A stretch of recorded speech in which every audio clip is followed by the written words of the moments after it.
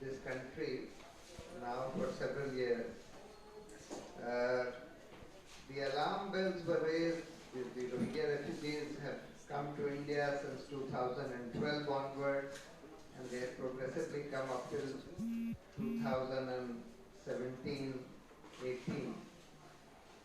Alarm bells were raised when the government of India and the Minister of State for Home, Kiran Rijiju, made a statement saying that we are going to send back all, or we are going to push out all Rohingya refugees who are in India. Of course, they didn't call them Rohingya refugees, they called them Rohingya Muslims, and some of the BJP ministers, etc., used to, or BJP spokesperson used to refer to them as Rohingya terrorists.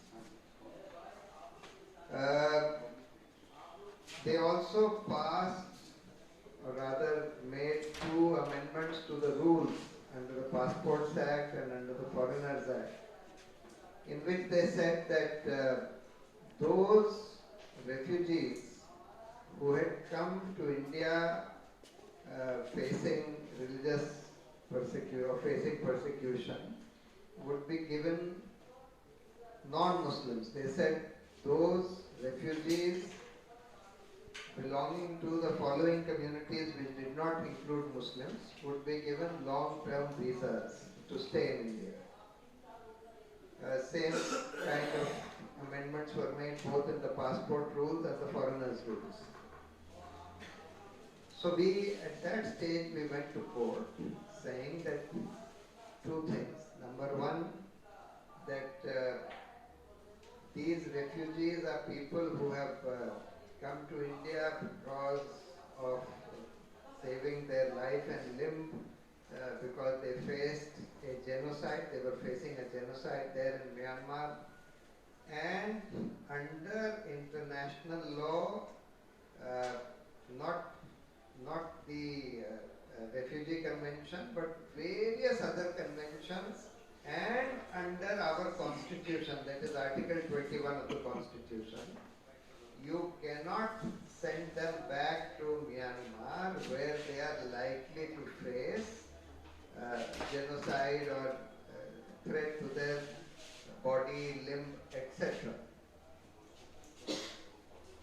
The second prayer that we made was that they are living in inhuman conditions, they are not being given any educational or health facilities, etc., given access to educational health facilities or even water and sanitation, etc., which is a violation of their right to life under Article 21. And therefore, you have to ensure that they give the minimal facilities and amenities that are required for a dignified life. To that petition, the government of India filed a response saying that these Rohingyas, we do not recognize them as refugees, and in any case, because there is no genocide going on there, and in any case, we have not signed the Refugee Convention. For us, they are illegal migrants, and therefore we have every right to push them back. And we are not obliged to give them any facility. And this kind of campaign, political campaign started trying to target Rohingya refugees as Muslim terrorists. They used to alternately call them Rohingya Muslims or Rohingya terrorists. And the idea was to say that these are Muslims and these are terrorists who have come to India.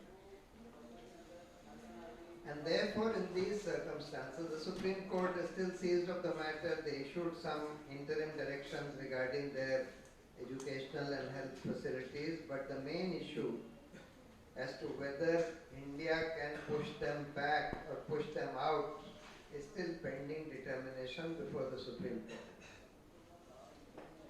Meanwhile, this ruling of the International Court of Justice has come, which is an extremely important ruling.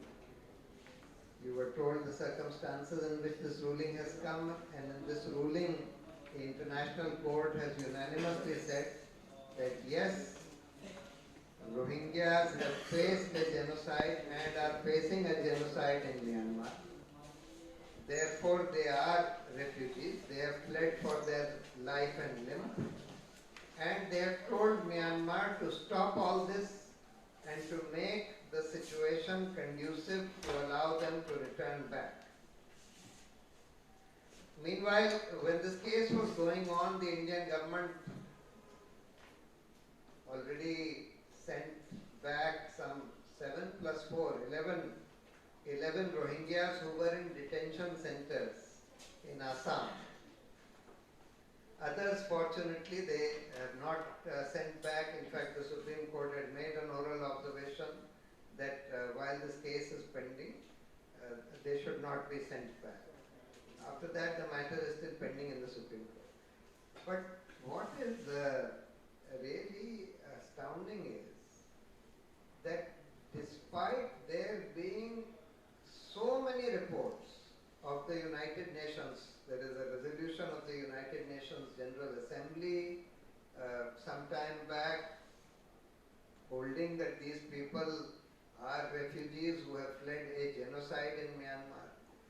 There are various reports of independent fact-finding teams constituted by the United Nations Human Rights Commissioner, United Nations Commissioner for Refugees, United Nations Human Rights Council.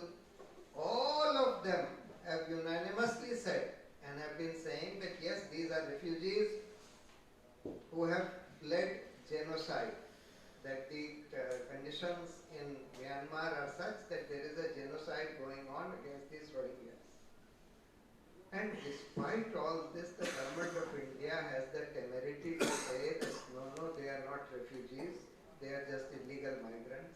And it has the temerity to say that they are terrorists, despite a formal question being asked in the Jammu and Kashmir Assembly and a formal answer being given that there is not a single case of militancy, terrorism, etc. registered, a single Rohingya among the more than 6,000 Rohingyas who are present in the Jammu region. Yet the government of India keeps calling them terrorists, not refugees, etc. This is all part of this whole campaign by them to communalize this country into Hindus, Muslims, and that is why the amendments made in the passport rules and the foreigners rules and now the Citizenship Amendment Act. You see, the Citizenship Amendment Act has 4 problems. First is that it conspicuously omits Muslims from among the religious communities which are mentioned who would be entitled to citizenship under the Citizenship Amendment Act. Second, that it mentions only 3 countries, that is Pakistan, Bangladesh and Afghanistan, as the countries from whom people would be eligible for citizenship. It conspicuously omits Myanmar, Sri Lanka, Tibet, Nepal, etc. Third problem is that it says those who are fleeing religious persecution. Now there are many communities or refugees who have come to India fleeing other kinds of persecution. It could be ethnic, it could be linguistic, it could be political. There are many kinds of persecution due to which refugees come to India. The Sri Lankan refugees have come for different reasons, Myanmar for different reasons, etc. So why restrict citizenship to only refugees fleeing religious persecution? Why not for other kinds of persecution? After all of them have fled due to one kind of persecution or another.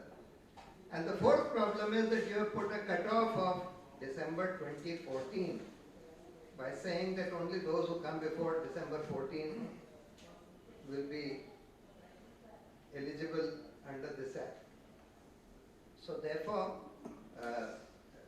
this is all part of this campaign by this government to communalize the situation in India and to paint these Rohingyas as Muslims and terrorists. And in the light of this, at least we are very grateful to Gambia and to the International Court of Justice that they took up this issue, they rejected Myanmar's submissions on this, they accepted that there is a genocide, these are refugees, and they have given this order. Let's hope that the Indian government at least pays heed to the International Court of Justice, where one Indian nominated by the Indian government is also a member who also participated in this ruling, Justice Balbir Bhandari.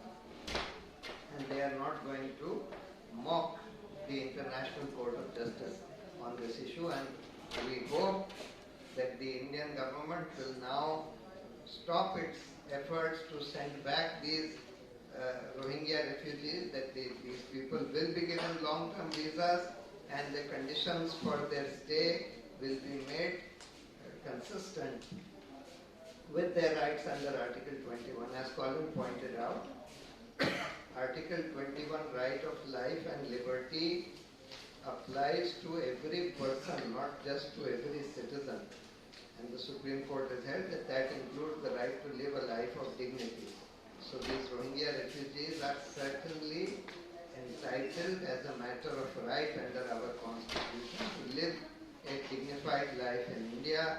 They cannot be sent back for many reasons. As I said, Article 21 prohibits sending them back to a situation where they would be facing genocide.